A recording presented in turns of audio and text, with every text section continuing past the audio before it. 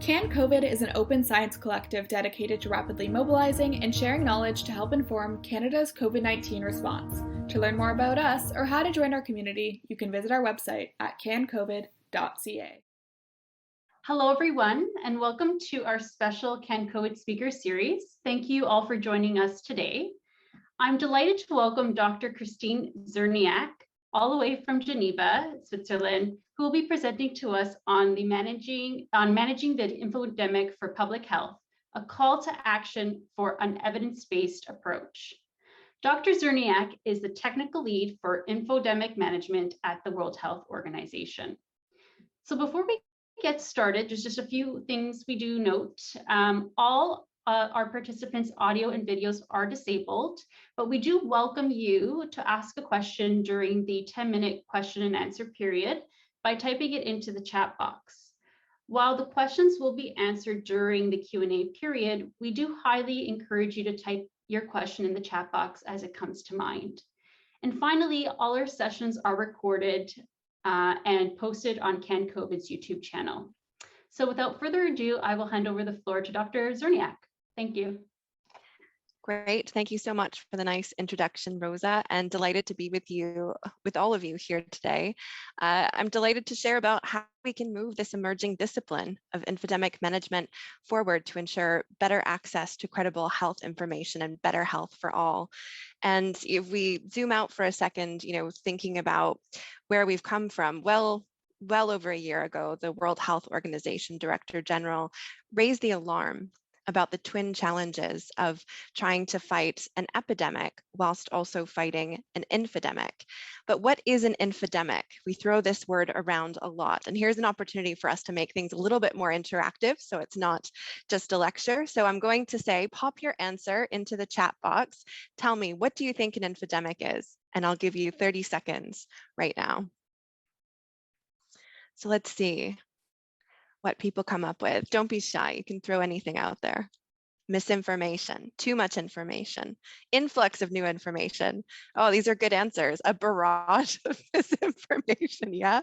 Spreading misinformation, too much information. Yeah, difficult to tell what's good versus bad. An overload of information, an epidemic of information, emotionally laden information. Information and misinformation mixed together, a pandemic of mis and disinformation. Oh, wow, this is great. You guys are on fire. Fantastic, flood of information. Okay, well, I'm really impressed. So lots of good answers here. So an infodemic, it's really about much more than misinformation that can quickly fill information gaps, as some people were flagging up in the chat box here. It's also about that overwhelming amount of information, as well as confusing messaging that altogether make it really difficult for everyone to know what to do. And I'm so impressed that the team here already guessed that. I know I see more answers coming in as we go. This is great. Yeah, keep the conversation going. Now I want to ask you, okay, so we've clarified what an infodemic is, but what is the difference between mis and disinformation? I saw some people were sharing it. So what's the difference between misinformation and disinformation? So pop your answers really quickly into the chat box and let's see what you come up with.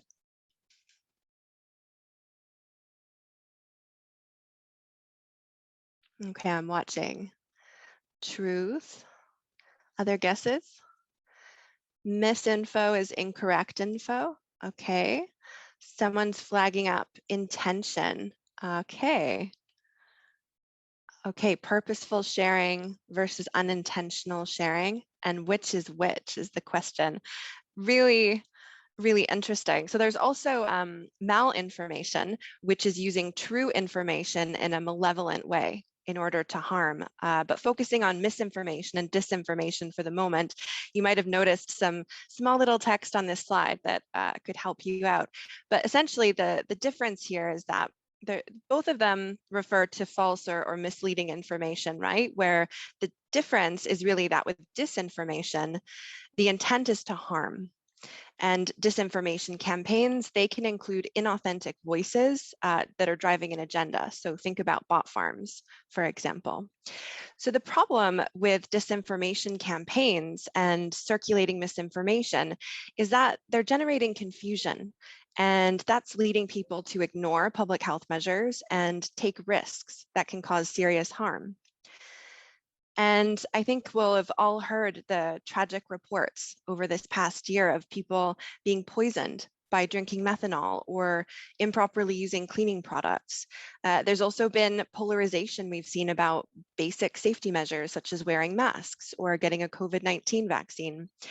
So we know we need to better manage the infodemic in order to save lives during health emergencies, to build and maintain trust in health authorities and health measures, to keep trust in science, to reduce our susceptibility to misinformation, and to ensure universal access to credible health information so that everyone can make more informed decisions about how to protect themselves and each other. And feel free to keep popping comments and questions into the chat as we go, which is great. I'm really appreciating the interactive and engaging approach everyone has here. So, okay, how did we get into this infodemic in the first place? We know that the communication ecosystem of today looks a lot different than it did 100 years ago during a flu pandemic. And advances in digital media, they're making it easier than ever before to rapidly share unverified content. But we can't simply point fingers at digital platforms because they're also providing new ways to share good information and expert advice to help people. Though I think it's really important that we're all on the same page about really there's a lot of work that needs to be done still to improve transparency in that area and to protect people from harms in that space. But this problem of rumors and conspiracy theories, it's not unique to the digital space. So there's this long history of people sharing narratives that are counterproductive to public health measures. And thinking about one particular example, there was a cholera outbreak in France in the 1830s. And obviously there was no internet back then or no social media, but there was still this conspiracy theory that was circulating offline about the illness being caused by doctors as a way to try and poison the working class. So we know that what we're dealing with here, it's really impossible to prevent an infodemic. They've been happening since we've been having health emergencies, but we need to better manage them. And so this means we need to better manage our entire communication ecosystem, both online and offline, to ensure universal access to credible health information as a basic human right. So how do we do this? So infodemic management is a field of practice that has effectively coalesced a variety of different activities into a framework approach to improve pandemic communication, community engagement, and to evaluate the impact of infodemic management interventions. And we know that countering the infodemic, it depends on approaches that are grounded in science, and they need to be based on the principle of doing no harm. Now, the science of infodemiology is really key because it's what's underpinning this commitment to evaluation and delivery of impact, whereby better listening to the questions and concerns of citizens is really at the core of this work. And should take a moment here to pause and say, on that note about infodemiology, great to watch out for the journal special issues on infodemiology that WHO is supporting to come out this year. And when I say WHO, I mean the World Health Organization. And this is why the World Health Organization has gathered experts from 20 different disciplines from around the world to help develop a public health research agenda for infodemic management in order to help accelerate investment in the development and testing of new tools and techniques. And there are some really key questions here that we need your help to answer. For example, we need to figure out how is exposure to misinformation and disinformation online influencing people's behaviors offline. And there's a lot of debate about, for example, whether to focus efforts and resource on debunking these harmful narratives that are coming out, or pre-bunking, which is inoculating people again, using a weakened form of the harmful narrative in the context of truth. Or should there be more effort focused on trying to more proactively and rapidly amplify credible health information in order to help address gaps in understanding before people are exposed to harmful narratives? So all of these things, have their place, but really we need more research to determine when to use what approach and how to make it most effective. And throwing science at people, to be clear, isn't going to help them make the best decisions either. I think for those of us who are really excited about the science of things, there's a question about how best to communicate it. And one of the challenges we run into is that when an issue has already become politicized and polarized, as we've seen for other topics, such as the climate crisis or biotechnology issues, for example, what we see is this failure of the knowledge deficit model of communication. And this is really the idea that if people have the right information, then they're going to take appropriate action for the best outcome. But information is getting filtered through our unique worldview. And when there's a strong disconnect between what we value and that information, there's this temptation to disregard that evidence or advice or to cherry pick from it. And so I'll plug here the WHO Global Science Communication Conference that's coming up starting 7th of June. And I invite everyone to register, and I'll pop some links into the chat. So you've got those too. And there's one on the slide here that you can follow to do that registration now if you like. And I'll add a caveat here that we also need to invest more in behavioral science to develop more effective science communication so we can address this bigger picture rather than only knowledge deficits. So we know that trust and relationship building is key, and behavioral science can really help us to identify those specific ways, those methods to establish common ground and a rapport with different communities to facilitate more meaningful dialogue that's going to help people open up to new ideas without feeling threatened. So all of this research that we're calling for that is taking place in this emerging discipline of infodemiology and infodemic management. So this research feeding the science of infodemiology and the practice of infodemic management, now it needs to be integrated into our health security preparedness and response plans so that in the future we can more rapidly flatten the infodemic curve, which you see here on this slide, so that we can help flatten that epidemic curve. And this is going to help us more quickly tackle new and resurgent health threats in future. So this isn't only relevant to the COVID-19 infodemic and pandemic situation we're in now, and really contribute to better understanding and utilization of health interventions such as vaccines. So what this means is we need to invest more in advancing our social listening and monitoring capabilities. So we really need more sophisticated social listening approaches so that we can better understand the spread and the impact of an infodemic and better track changes in narratives over time and better engage those communities, because this is what's going to help us more effectively tailor our public health response for better outcomes and more sustainable positive health practices.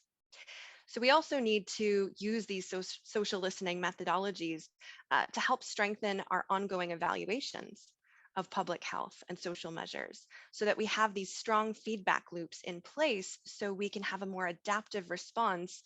And really that needs to be tracking the changing concerns of communities over time. So now you might be asking yourself, what does all of this have to do with me? I'm here to listen, but what can I do about it? So, what does it have to do with us? You maybe just want to focus on the science of COVID-19, but I'll say hold on to your hats and get ready for the reasons why we all need to get involved in infodemic management, essentially. So let's take the case of vaccines as one example. And let me just move my window a little bit here. Great. Okay, we know we're all on the same page that vaccine R&D is absolutely vital for humankind to protect ourselves and animal health in this evolutionary race we're in with pathogens. And global trends suggest that right now we're seeing overall greater demand for COVID-19 vaccines than there is supply. And of course, this is creating serious vaccine justice and equity issues. And this is why the Director General of the World Health Organization supports the temporary waiver of intellectual property on COVID-19 vaccines to upscale vaccine production to help end this pandemic as quickly as possible. But this high demand we're seeing right now for COVID-19 vaccines, frankly, it's under threat from harmful messaging intended to make people wary of them and to sow confusion by misrepresenting them. And it's important to be really clear here that people have genuine questions and concerns about vaccines and other health measures. This is all reasonable and a part of rational decision making, and these questions need to be heard and answered. These information voids, they also need to be filled with credible information before they're filled with harmful narratives, which is why social listening to quickly detect these information voids is so important. Now, we know that our communication ecosystem is getting polluted by confusing and harmful messaging about vaccines. In fact, as you see here on the slide, a systematic review of health misinformation on social media that was published this year, looking at a breakdown of topics where there's lots of misinformation circulating, we see that vaccines claimed the second spot behind only misinformation about smoking and drugs.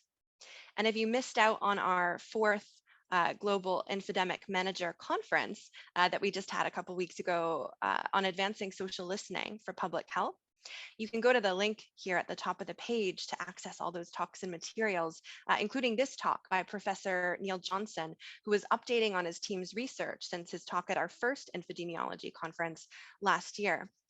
And looking at if we're zooming out here and looking at globally at communities on Facebook, what's really interesting, what his social network analysis has shown is that there are alternative health communities that appear to be acting as bridges, connecting anti-vax messaging from anti-biotech groups to parenting groups, which may be affecting their decisions about whether to have their children vaccinated.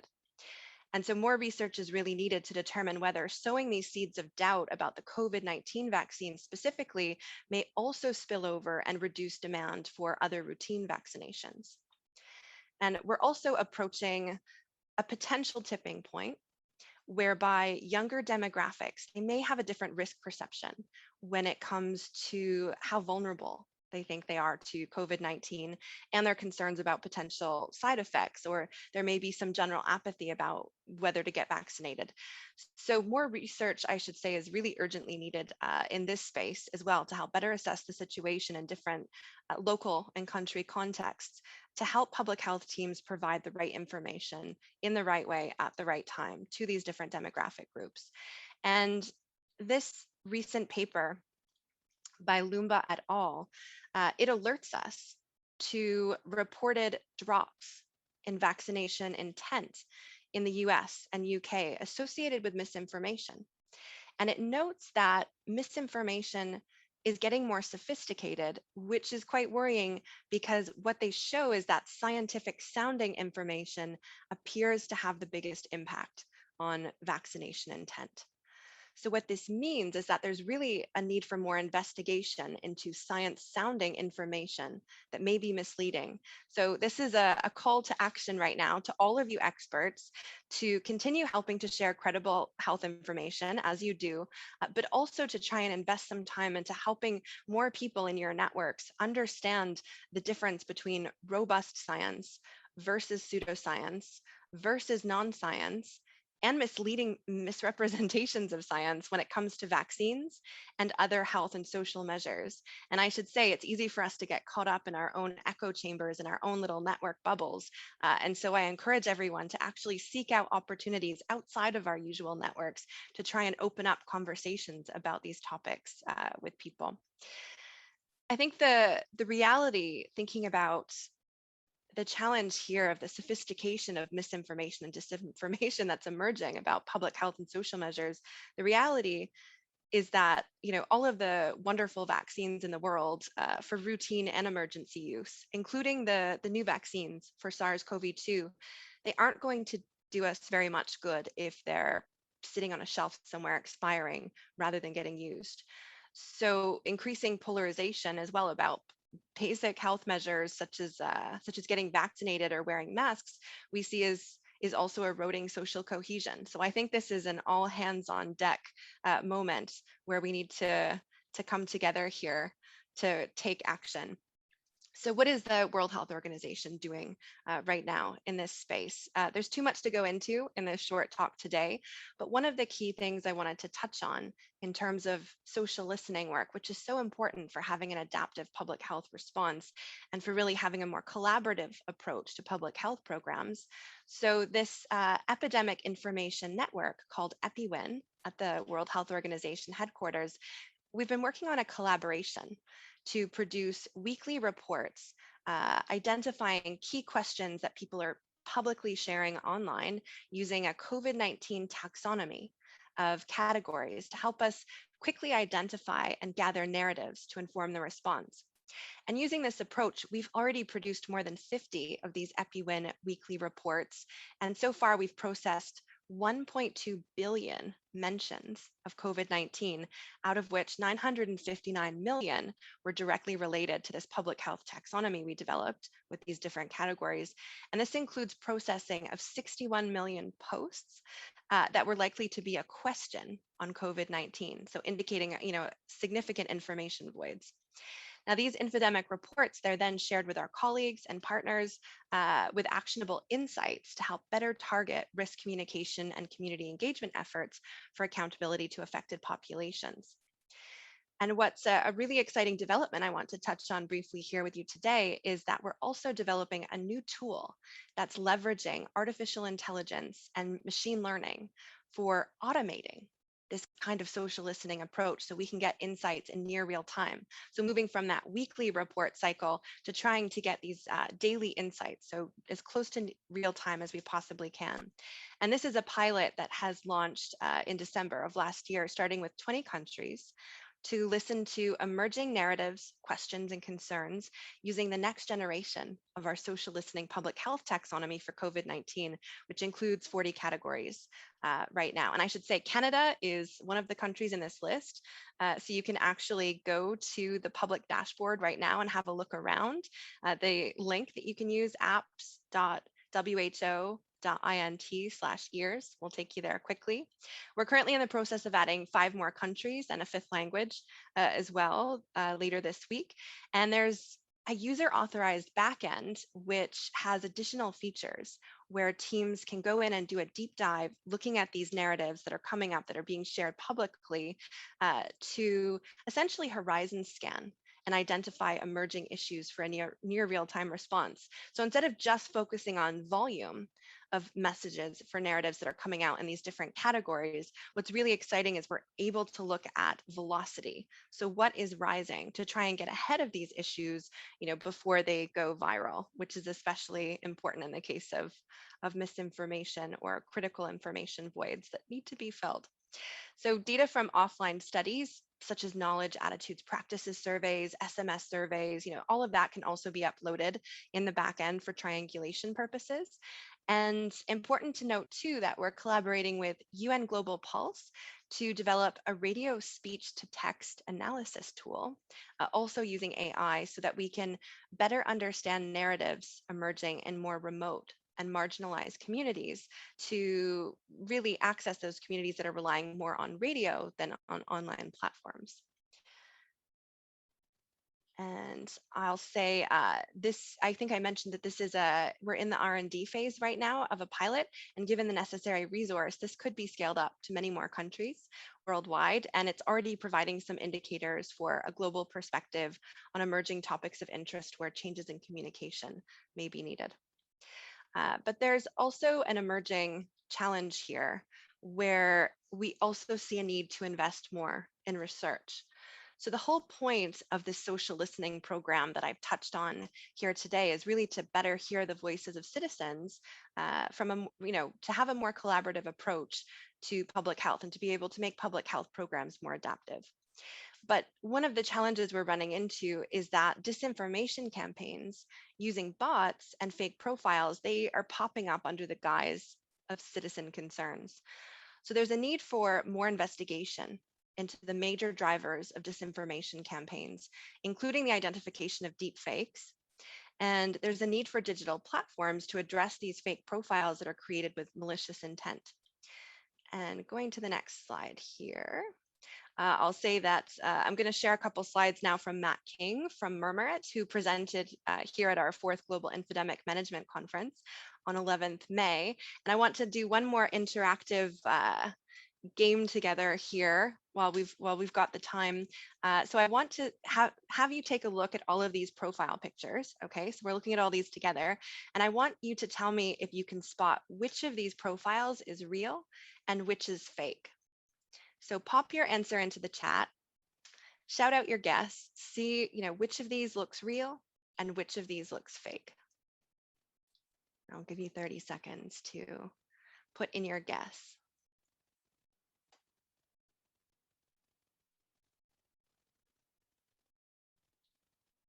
Okay, we're seeing some different guesses.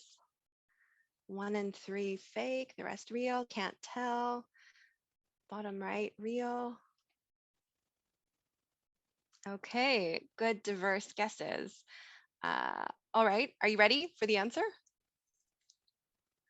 So I think one of you guessed this. They're actually all fake, which is really, really impressive. So it's incredibly difficult to tell. They're so sophisticated, right? So this is a real emerging challenge for us to be able to distinguish between the authentic voices of citizens sharing their concerns and questions that need to be answered versus fake accounts that are driving, propaganda and disinformation campaigns that can be undermining the public health response. But one secret I'll share with you is that even though the technology is getting so much more sophisticated, it's not perfect. And one of the tells is that if you look around the ears, there's often distortion that you can pick up there, which is an indication that it may not be a legitimate photo of a real person. So that's one secret to keep in mind. But for disinformation, important to emphasize here, we're really only seeing the tip of the iceberg when it comes to information warfare. This is not only a threat to health security, it's a major threat to national security and to global peace and prosperity. Biological warfare, it's already on the radar as a major threat. And now we're also in an era where the digital ecosystem itself can be weaponized to slow down a country's productivity and their economy by undermining their public health response without ever having to release a biological agent. So there's a need to investigate attempts to, for example, undermine vaccine brands, vaccine brand warfare in the disinformation space. There's a risk of increasing cyber attacks and ransomware targeting hospitals that may already be overwhelmed by COVID-19.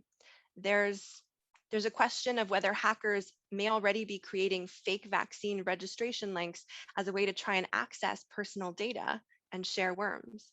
So we know we need to work together to build a healthier communication ecosystem, invest in education for science literacy, health literacy, digital literacy, and media literacy, and really address these emerging threats that we're seeing to health security. So even though the World Health Organization is active in developing the science of infodemiology and the practice of infodemic management, the reality is we can't do this alone. So this needs to be a whole of society approach, and we need all of you to be a part of it. So we just closed our deadline for applications to our 2nd Global Infodemic Manager training, which includes epidemiologists and behavioral scientists and risk communication experts and more. But given overwhelming demand for training, we had applicants from more than 100 countries, I think 114 countries. So given this overwhelming demand for training, rest assured, there are going to be more trainings to come. So watch our Infodemic webpage and sign up to our newsflash to make sure you're getting all of those updates. And in closing, I invite all of us to really dedicate ourselves to becoming infodemic managers in our daily lives as champions for science and for truth. So I encourage you all to take 60 seconds right now and go to the link here on the slide to sign our call for action and share that on social media using the hashtag Infodemic to join the movement.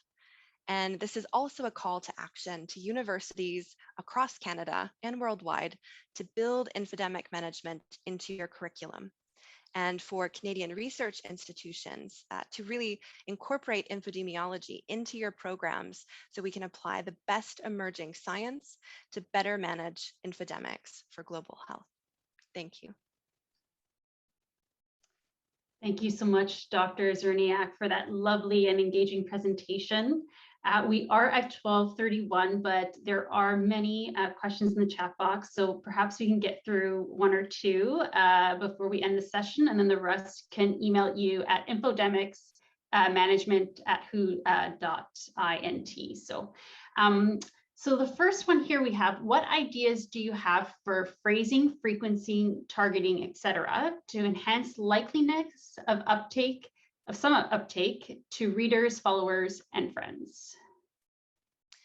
Okay, so what were the different dimensions in terms of frequency and what else? We have targeting. Targeting. Okay, well, micro-targeting, for example, can be used for good or ill purposes. So one thing that's incredibly valuable to do as an exercise is actually to map the communication ecosystem that you're working within, in Facebook or Twitter or whatever platform you're using social network analysis to figure out, who are those important influencers. It's not necessarily the people who have the most followers that are going to be the most help, because one of the challenges we have when communicating science is that it can get caught in our own echo chamber, in our own little social bubble. And so we need to figure out who are those people who are placed where they're straddling different nodes in the communication ecosystem, where they can help extend the reach of the messaging. So identifying those people and trying to provide them with the helpful messaging and encouraging them to share that with those other networks they're connected to can help to expand reach. In terms of other elements such as frequency or the style of communication, it's really helpful to do some pre-testing to actually figure out, what is going to be too much contributing to the infodemic and people just tune it out, or what is going to be that sweet spot where they appreciate updates on that interval basis, and also testing different types of messages to see what's going to resonate best with the particular worldview of that stakeholder group. And it's incredibly challenging because there's no one size fits all solution where the messaging is going to work equally well with everyone. So it's worth actually developing those more tailored approaches. Thanks so much. And the second one, we'll end at this one for today, but what was the criteria for selecting the 5 countries for the AI tool? Okay, so we've got 20 countries in there right now. There will be 25 as of next week, and it's tracking content in 4 languages, soon to be 5 languages. And we started for the R&D just identifying a diversity of countries that had sufficient data. So for testing and training the algorithms, and with geographic diversity of representation, so across different regions for WHO. So once we add in these next 5 countries, we'll have coverage of all of the WHO regions. And do go and see where Canada is in terms of the different narratives about COVID-19, whether it's what healthcare workers are talking about, whether it's narratives about the vaccine, faith community issues related to COVID-19, and you can see how that's changing in essentially real time.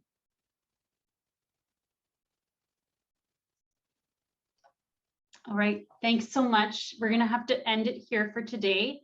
But I do want to take the opportunity here to thank you on behalf of the CanCOVID team and network for your time to present to us on such an important topic. So thank you so much.